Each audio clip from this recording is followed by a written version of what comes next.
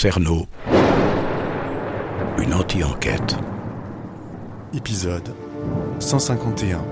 Faut vraiment, cette catégorie du féminicide, elle permet de changer de lecture. Elle permet de se dire, bon voilà, maintenant on va essayer de comprendre pourquoi ce sont elles qui se retrouvent victimes. Bon merci beaucoup Margot. Merci. On peut se tutoyer ? On peut se tutoyer. Je quitte l'ENS de Lyon et avec ces nouvelles lunettes, j'ai plein de choses qui se bousculent dans ma tête et presque un nouveau projet qui prend forme. Et je voudrais vous exposer mon plan pour la suite. Allez hop. Madame. Oui, non, qu'est-ce qu'il y a? Anne-Hélène. Moi, c'est Annick. Solange. Moi, Gloria. Nadine. Janine. Je suis Françoise. Françoise! Mais pourquoi que des femmes? Pourquoi pas des hommes? Elvis Presley, moi. Elles s'appelaient Madeleine, Hélène ou Marie.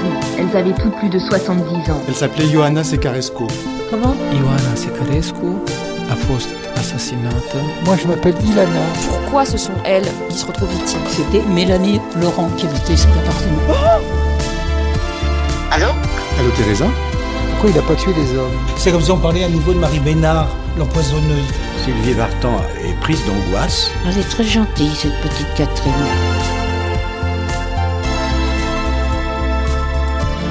Oui, Jacqueline, oui.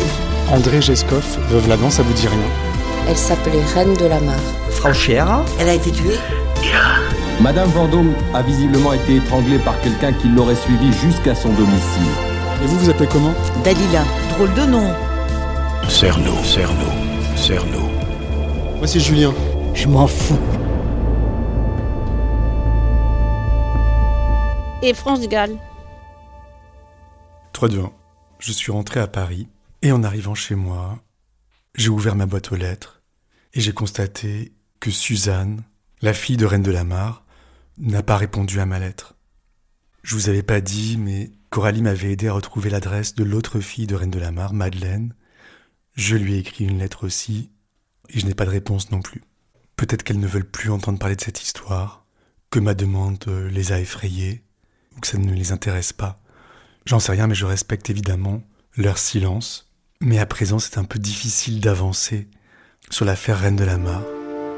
Je suis un peu bloqué parce que ce meurtre a eu lieu il y a plus de 40 ans et sans Suzanne et Madeleine, je pourrais difficilement aller plus loin. Je vais donc devoir refermer ce dossier. Pour l'instant, on a vu avec Margot Giacinti qu'il était important de continuer à investiguer ces affaires de meurtre de femmes. Mais vous savez comment ça se passe dans ce podcast. C'est comme si on plantait des graines et un jour ou l'autre, les affaires ressurgissent. Les témoins réapparaissent au fur et à mesure que ce podcast est écouté. Tous les jours, de nouvelles personnes le découvrent, commencent à écouter à partir du prologue. Et évidemment, ces écoutes, qui sont exponentielles, entretiennent la mémoire des victimes. D'ailleurs, je me disais, après mon entretien avec Margot Giacinti, qu'il serait sûrement utile de créer des pages Wikipédia des victimes de l'affaire Paulin. Toutes ces femmes sur lesquelles on s'est interrogé tout au long de ce podcast, depuis des années, et auxquelles on s'est attaché finalement. Alors je vous disais quand j'étais à Lyon, avant d'aller prendre mon train, que j'avais de nouveaux projets, et donc voici venu le temps pour moi de tout vous expliquer. D'abord, je vais commencer par vous raconter un rêve que j'ai fait il y a quelque temps et qui a sonné pour moi comme un avertissement. Dans ce rêve, je produisais mon podcast comme d'habitude et on venait me prévenir que Thierry Paulin, lui-même, était un auditeur du podcast, qu'il l'adorait et qu'il voulait que je l'interviewe. Alors moi, je pense que je me sentais un peu flatté, qu'il apprécie mon podcast, ça me fait sourire, et j'acceptais l'interview. Et alors je m'y rendais, c'était dans une espèce de café, dans une ville que je connaissais pas vraiment. On se rencontrait, je commençais à l'interviewer.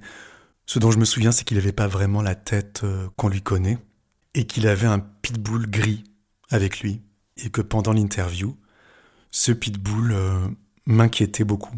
J'avais peur. Et puis Thierry Paulin, au cours de l'interview, m'a annoncé qu'il devait s'absenter quelques minutes. Il est parti avec son pitbull il s'est engagé dans une montée très raide dans la ville, dans un quartier résidentiel. Et moi j'essayais de le suivre, mais j'avais beaucoup de mal parce qu'il avançait plus vite que moi. Et aussi, je rencontrais beaucoup de gens que je devais interviewer. Ça me ralentissait et je commençais à comprendre que j'allais perdre Paulin. Et il y a un moment où je l'ai perdu de vue vraiment. Donc l'inquiétude commençait à grandir. Je voulais pas qu'il m'échappe. C'était la fin de l'après-midi et à un moment des gens m'ont dit que le quartier dans lequel je me trouvais était trop dangereux pour moi. Et ils m'ont conseillé de prendre un ascenseur extérieur qui descendait. Et je me suis retrouvé dans un autre quartier, totalement inconnu, moins hostile. Je me demandais ce que je faisais là, mais je savais que j'étais au bon endroit. Et là, j'ai dû me réveiller. Alors je sais pas comment vous interprétez ce rêve, mais pour moi, ça vient confirmer un projet que je fomente depuis quelque temps, celui de faire un petit écart, de prendre l'ascenseur et d'essayer de m'attaquer à une autre affaire criminelle, sans pour autant refermer le dossier Thierry Paulin, que je rouvrirai un jour, j'en suis sûr.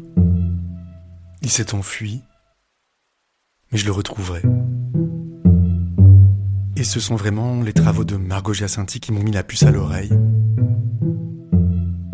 Pour Margot Giacinti, vous l'avez entendu, et pour moi-même, on doit qualifier les crimes de Thierry Paulin de féminicide et les sortir de cette catégorie, de cette sous-catégorie de faits divers. Ces crimes ne sont pas des anecdotes.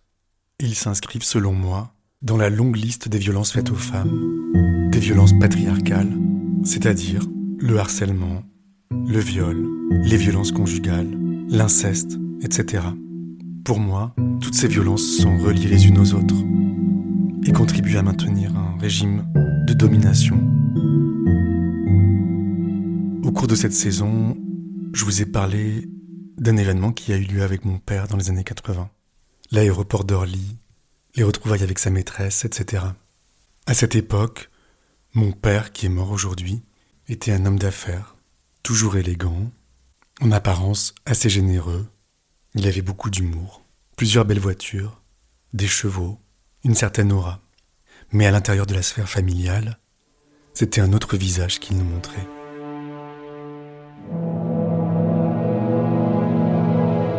Il régnait sur la maison d'une main de fer. Un de mes tout premiers souvenirs, je devais avoir 3 ou 4 ans, se déroulait dans une maison de location dans laquelle nous avons passé une année, peut-être, qui s'appelait la Ventarelle, sans doute parce qu'elle était exposée au vent. Toute la famille était à table, on déjeunait, et ma mère, au lieu d'un verre à vin, avait déposé un verre à sirop à côté de l'assiette de mon père. Quel drame insupportable. Mon père s'est mis à crier et il a balancé le verre à sirop par la fenêtre. Ma mère est allée chercher un verre à vin dans la cuisine et moi j'ai été très choqué. Je me suis mis à pleurer.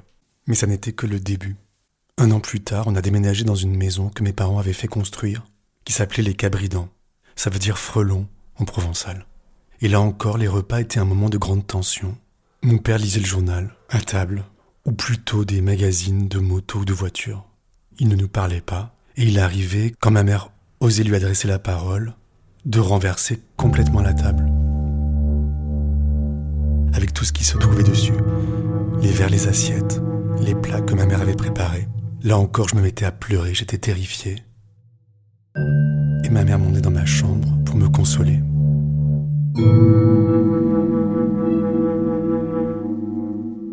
Tous les dimanches, des amis de mes parents, plusieurs couples avec leurs enfants, venaient passer l'après-midi chez nous.